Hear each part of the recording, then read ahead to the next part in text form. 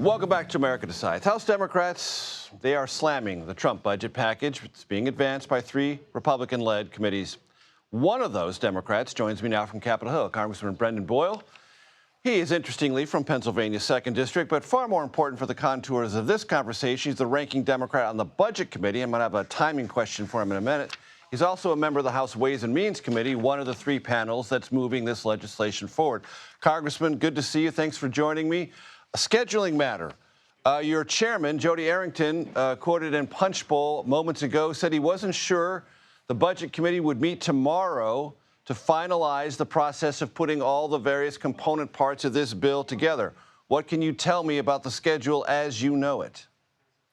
Well, good to be with you, and I have to say I'm carefully watching my own phone for any sort of text message or call from Chairman Arrington. As of now, it looks like the committee meeting is still on for tomorrow morning. I have told all of my Democratic members, 100% of whom are committed and planning to be there tomorrow at 9 a.m. So for us, that is still the plan until I hear otherwise. But obviously, we do know, based on your good reporting and the reporting of others, that they have a real vote count problem. And they also have a bit of an attendance issue as well. So the combination of those 2 things might mean there'll be a delay in their so-called big, beautiful bill for billionaires.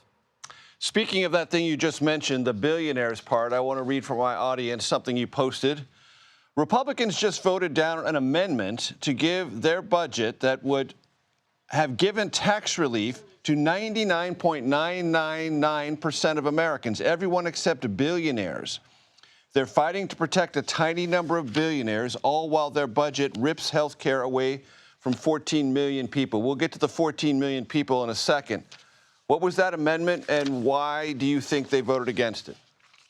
Yeah, so the background on that is they keep saying falsely that if they don't pass their legislation with trillions of dollars in tax cuts, most of which go to the richest 1% or even 1/1000th of a percent, that if they don't pass that bill, then everyone else will see tax increases.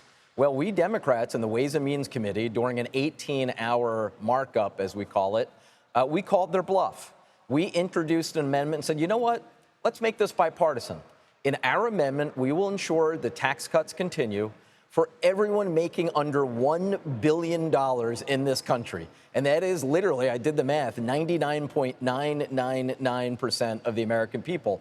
Only a few thousand or so people who are in the United States and are billionaires would see their tax rates rise to what they were before Donald Trump took office originally in 2017. Well, guess what? We had the vote. Every single Democrat voted for this amendment to provide that tax relief, and every single Republican opposed it. So showing that, frankly, when they've been saying they're for tax relief and they're not just focused on billionaires, that vote, Bill Parcells used to say, you are your record. Well, I believe that as a legislator as well. You are your voting record. The reality is Democrats showed we are for tax relief for everyone, but not making sure that billionaires are taken care of.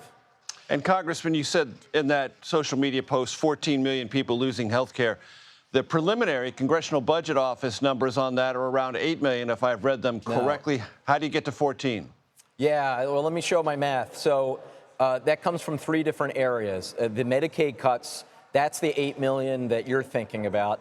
But then if you add the loss of health care from the loss of ACA premium supports, as well as another aspect of the ACA marketplace, the Congressional Budget Office confirmed this week that totals 13.7 million Americans who would lose their health care coverage if this bill, as it is now, passes. On that point, let's just talk about Medicaid for a second. The last year that you were in the Pennsylvania legislature, which is what you served in before you came to Congress, that was 2015. We spent as a federal government $549 billion on Medicaid. Last year, we spent $894 billion on Medicaid.